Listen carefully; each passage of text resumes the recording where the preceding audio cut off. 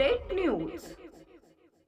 OBC जातनिहाय जनगणनेसाठी यवतमाळात एल्गार भारत मुक्ती मोर्चाचे जिल्हाधिकारी कार्यालयासमोर धरणे आंदोलन। मागण्या मान्य न झाल्यास 23 एप्रिलला भारत बंदची हाक।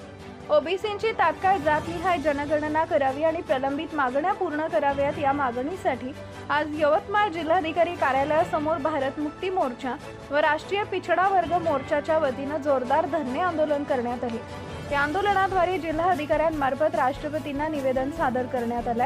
प्रमुख मागण्या: ओबीसी समाजाची 1931 नंतर झालेली नाही ती जातनिहाय जनगणना तात्काळ करावी। उच्च शिक्षण संस्थांमधील भेदभाव रोखण्यासाठी यूजीसी अधिनियम कडकपणे लागू करावा।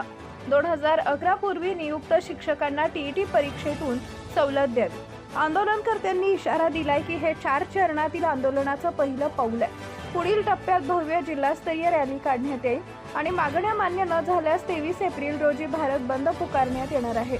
आंदोलनातील प्रमुख उपस्थिती: या आंदोलनात सुनील गवई जिल्हाध्यक्ष भारत मुक्ती मोर्चा, भुवन मुनेश्वर प्रदेशाध्यक्ष भारतीय बेरोजगार मोर्चा, विमोद मुदाणे, सुरेंद्र परडके, अरविंद पाटील, दिलीप जवादे, सुधाकर वाघमारे, वासुदेवराव शेंडे यांच्यासह बहुजन मुक्ती पार्टी आणि विविध संघटनांचे पदाधिकारी व कार्यकर्ते मोठ्या संख्येने उपस्थित होते। बांधल्या गेल्या त्याच्यानंतर लहान मुलांचं तर शिक्षण गायबच केलं येत आहे।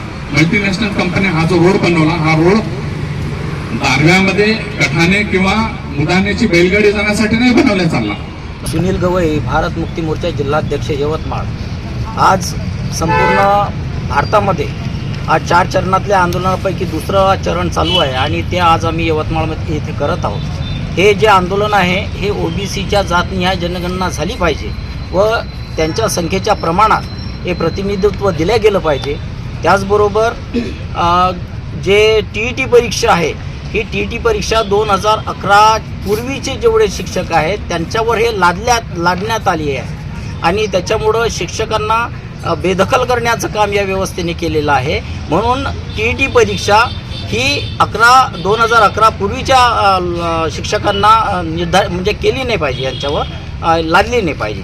त्याचबरोबर आपण या संदर्भात संपूर्ण ठिकाणी हे आंदोलन करत आहोत। त्याचबरोबर हे तिसरा मुद्दा होता ना, आणि यूजीसीच्या माध्यमातून जे काही SC ST OBCचे जे मुलं आहेत जे उच्च शिक्षण घेत आहेत त्यांच्यावर मोठ्या प्रमाणात रॅगिंगसारखे प्रकार करून, जसे रोहित वेमुला आहे, पायल तडवी आहे, यांच्यासारखे त्यांची हत्या करण्याचं काम, त्यांना बेदखल करण्याचं काम, त्यांच्यावर प्रेशर निर्माण करण्याचं काम ही व्यवस्था करत आहे। म्हणून यूजीसी हे बिल तात्काळ लागू केलं गेलं पाहिजे आणि मोठ्या प्रमाणात त्याचं अंमलबजावणी केल्या गेली पाहिजे। यासाठी आम्ही इथे आज दुसऱ्या चरणाच्या आंदोलनामध्ये धरणे आंदोलनात इथे बसलो आहोत।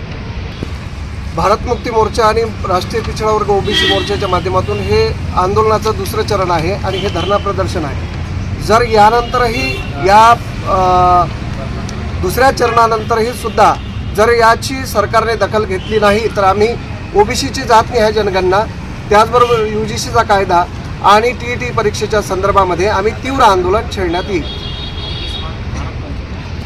हे भारत बंद आम्ही करणार आहोत। Subscribe now and press the bell icon. Never miss an update.